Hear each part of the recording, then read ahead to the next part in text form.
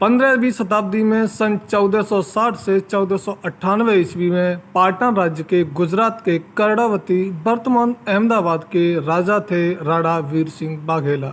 यह वाघेला राजपूत राजा की एक बहुत ही सुंदर रानी थी जिनका नाम था रुदाबाई उर्फ रुपवा। इनकी सुंदरता के चर्चे चारों ओर फैले हुए थे। जितनी ही रूपवान थी उतनी ही दृढ़ संकल्प और साहसी महिला थी। पाटन राज्य बहुत ही वैभवशाली राज्य था। इस राज्य ने कई तुर्क हमले झेले हुए थे पर कामयाबी किसी को नहीं मिली। सन 1497 पाटन राज्य पर सुल्तान बेगारा ने हमला किया। राणा वीर सिंह वाघेला के पराक्रम के सामने सुल्तान बेगारा की 4 लाख से अधिक की सेना फौज 2 घंटे से ज़्यादा नहीं टिक पाई। राणा वीर सिंह वाघेला की फौज 2600 से 2800 की तादाद में थी क्योंकि कर्णावती और पाटन बहुत ही छोटे छोटे राज्य थे। इनमें जितनी फौज की आवश्यकता थी उतनी नहीं होती थी। राणा जी की रणनीति ने 4 लाख के जिहादी लुटेरों की फौज को खदेड़ दिया था। इतिहास गवाह है कि कुछ हमारे ही भेदी इस तरह हुए हैं जो दुश्मनों से जाकर अक्सर मिल जाया करते थे, कुछ लाचार और लोभ के चक्कर में। इसी तरह द्वितीय युद्ध में राणा जी के साथ रहने वाले निकटवर्ती मित्र धन्नू साहूकार ने राणा वीर सिंह को धोखा दिया। धन्नू साहूकार जा मिला सुल्तान बेगारा से और सारी गुप्त जानकारी उसे प्रदान कर दी, जिस जानकारी से राणा वीर सिंह को परास्त कर रानी रुदाबाई एवं पाटन की गद्दी को हड़प जाना चाहता था। सुल्तान बेगारा ने धन्नू साहूकार के साथ मिलकर राणा वीर सिंह वाघेला को मारकर उसकी स्त्री एवं धन लूटने की योजना बनाई। सुल्तान बेगारा ने साहूकार को बताया कि अगर युद्ध में जीत गए तो जो मांगोगे दूंगा। तब साहूकार की दृष्टि राणा वाघेला की संपत्ति पर थी और सुल्तान बेगारा की नज़र रानी रुदाबाई पर। वो रानी रुदाबाई को अपने हरम में रखने एवं पाटन राज्य की राजगद्दी पर आसीन होकर राज करने की इच्छा रखता था। सन 1498 ईस्वी संवत 1555 में 2 बार युद्ध में परास्त होने के बाद सुल्तान बेगारा ने तीसरी बार फिर से साहूकार से मिली जानकारी के बल पर दुगनी सैन्य बल से आक्रमण किया। राणा वीर सिंह की सेना ने अपने से दोगुनी सैन्य बल देखकर भी रणभूमि नहीं त्यागी और असीम पराक्रम और शौर्य के साथ लड़ाई लड़ी। जब राणा जी सुल्तान बेगारा के सेना को खदेड़कर सुल्तान बेगारा की ओर बढ़ रहे थे तब उनके भरोसेमंद साथी धन्नू साहूकार ने पीछे से वार कर दिया, जिससे राणा जी की मृत्यु हो गई।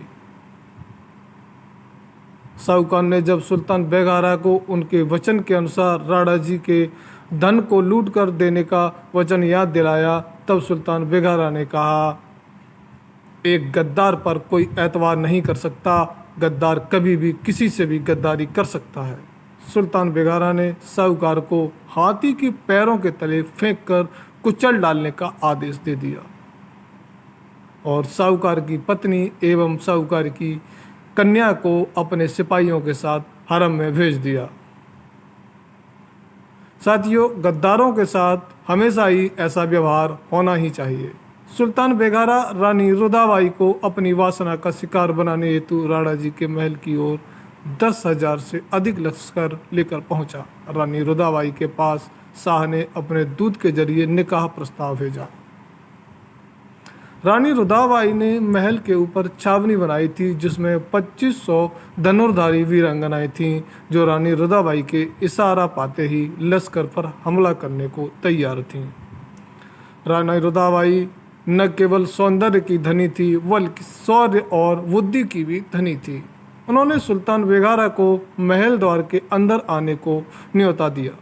सुल्तान बेगारा रानी को पाने के लालच में अंधा होकर वैसा ही कर बैठा जैसा रुदाबाई ने कहा था और रुदाबाई ने समय ना गंवाते हुए सुल्तान बेगारा के सीने में खंजर उतार दिया। उधर छावनी से तीरों की वर्षा होने लगी जिससे शाह का लश्कर बचकर वापस नहीं जा पाया। सुल्तान बेगारा को मारकर रानी रुदाबाई ने सीना फाड़कर दिल निकालकर कर्णावती शहर के बीच में टंगवा दिया था।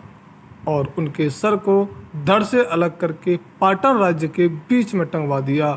साथ ही यह चेतावनी भी दी कि कोई भी अतायती भारतवर्ष पर या हिंदू नारी पर बुरी नज़र डालेगा तो उसका यही हाल होगा।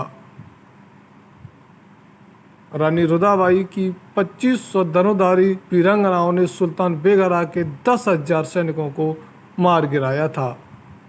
रानी रुदाबाई ने इस युद्ध के बाद जल समाधि ले ली ताकि उन्हें कोई और आक्रमणकारी अपवित्र न कर पाए। भारतवर्ष में ही ऐसी वीरांगनाओं की कथाएं मिलेंगी जिन्होंने अपने राज्य और देश की सेवा में अपना सर्वस्व न्यौछावर किया और इतिहास लिखकर कुछ करके दिखाया। अब हम पर यह है कि हम उनको उनकी शहादत को किस तरीके से सम्मान देते हैं। साथियों, ऐसी ही वीरांगनाओं की और कहानियाँ सुनने के लिए बने रहिए हमारे चैनल पर और इस चैनल को लाइक करें, चैनल को सब्सक्राइब करें और कमेंट ज़रूर करें। आपका बहुत बहुत धन्यवाद।